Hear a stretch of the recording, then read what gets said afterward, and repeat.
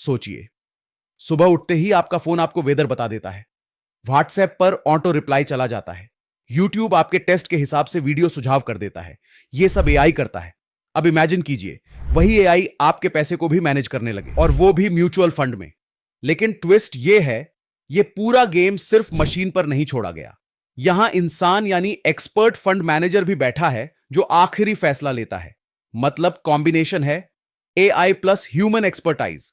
और इसी मॉडल पर जियो ब्लैकरॉक ने अपना पहला फ्लेक्सी कैप फंड लॉन्च किया है। रिलायंस को कौन नहीं जानता है? टेलीकॉम, रिटेल, एंटरटेनमेंट, जिस भी सेक्टर, इंडस्ट्री या सेगमेंट में ये गुस्से हैं, हर जगह डिसरप्शन ही किया है, मतलब तबाही।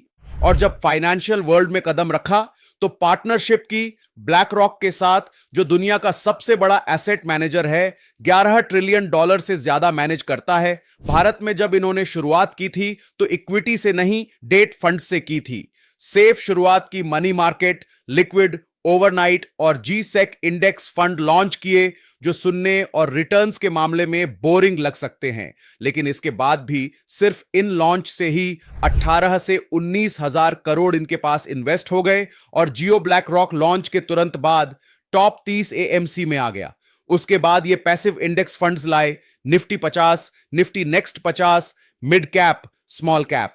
और अब पहली बार वो लेकर आए हैं एक्टिवली मैनेज्ड इक्विटी फंड, यानी ये नया फ्लेक्सी कैप फंड।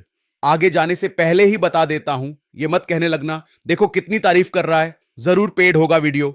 ऐसा नहीं है चचा। इस वीडियो का मकसद है कि जहां हर तरफ जियो ब्लैक रॉक और उसके एआई वाले फंड की बात हो रही है, तो वहां आपको भी पता चलना चाहिए कि आखिर ये भला क्या है। चलिए फंड पर आते हैं।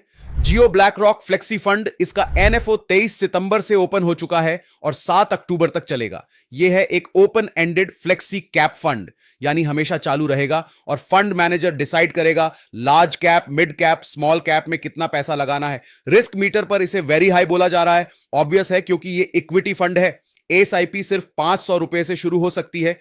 एग्जिट लोड 0 है, मतलब अगर आपने पैसा पहले साल भी निकाल लिया, कोई जुर्माना नहीं लगेगा। एक्सपेंस रेशियो सिर्फ 0.5% है, बाकियों से थोड़ा कम।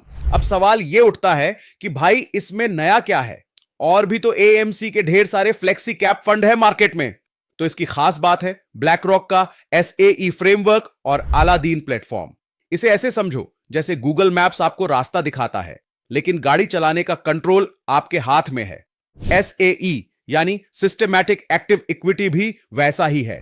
डेटा और एआई लाखों चीजें एनालाइज करेंगे, जैसे कि market trend, currency risk, politics, natural disaster, और फिर एक्सपर्ट फंड मैनेजर आखिरी फैसला लेंगे और उसके हिसाब से इन्वेस्टमेंट करने का फैसला लेंगे।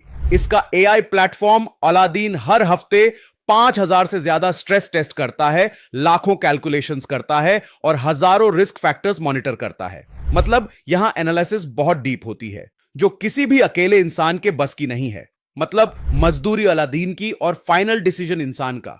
अब यह भी बता देता हूं कि मार्केट में लॉन्च होगा तो इसके कंपेटिटर कौन होंगे और इसका एक्सपेंस रेशियो और एग्जिट लोड कितना है। एक्सपेंस रेशियो बेसिकली वो खर्चा होता है जो फंड कंपनी अपना फंड चलाने के लिए आपसे वसूलती है, और एग्जिट लोड वो रकम होती है जो आपको फंड एग्जिट करने पर देनी होती है अगर आप तय समय से पहले निकल जाते हैं। Jio BlackRock flexi cap, expense ratio 0.5%, वही exit load nil. HDFC flexi cap, expense ratio 0.7%, exit load 1% अगर 1 साल से पहले एग्जिट किया।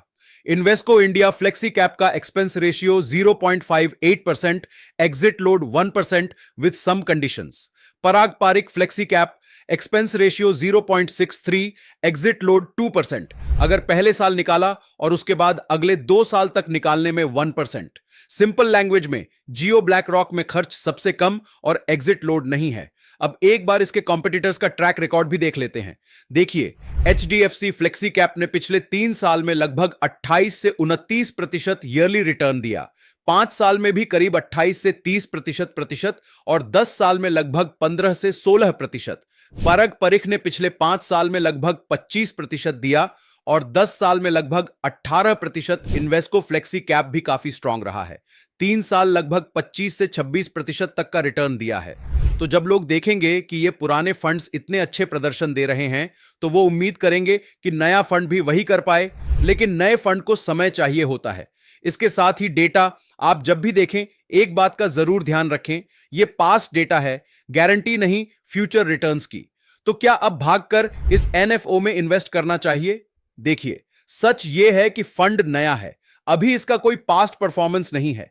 सबसे पहले 7 अक्टूबर को इसकी एनएवी आएगी, उसके बाद कम से कम 6 महीने देखना पड़ेगा कि यह फंड बेंचमार्क और बाकी बड़े फंड्स के मुकाबले कैसा परफॉर्म करता है।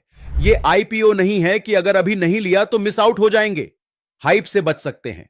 अगर आप बिगिनर्स हैं तो फिलहाल ऑब्जर्व करो, सीखो, कंपेयर करो, जल्दबाजी में पैसे मत डालो। इसके साथ ही एक और बात बता देता हूं, यह वीडियो सिर्फ जानकारी के लिए है, यह कोई इन्वेस्टमेंट एडवाइस नहीं है। निवेश से पहले खुद रिसर्च करो या किसी फाइनेंशियल एडवाइजर से सलाह लो। ऑल्सो आप भी शेयर मार्केट में एंट्री मारने की सोच रहे हैं तो फ्री में डीमैट अकाउंट खुलवाने का लिंक आपके लिए डिस्क्रिप्शन में दिया हुआ है। इसके साथ ही ऐसी कई सारी न्यूज और जानकारी मैं अपने टेलीग्राम चैनल में शेयर करता रहता हूं, वो भी डिस्क्रिप्शन में। इसके अलावा एक और सजेशन देता हूं, एक और काम करिए, डिस्क्रिप्शन चेक करिए, आपको कई सारी आपके काम की चीजें वहां मिल जाएंगी। कमेंट करके जरूर बताना कि जियो ब्लैक रॉक के फ्लेक्सी फंड की ओपनिंग कैसी रहेगी, क्या पिछली स्कीम्स की तरह इसको शानदार रिस्पॉन्स मिलेगा या आप फिलहाल वेट एंड वॉच करेंगे।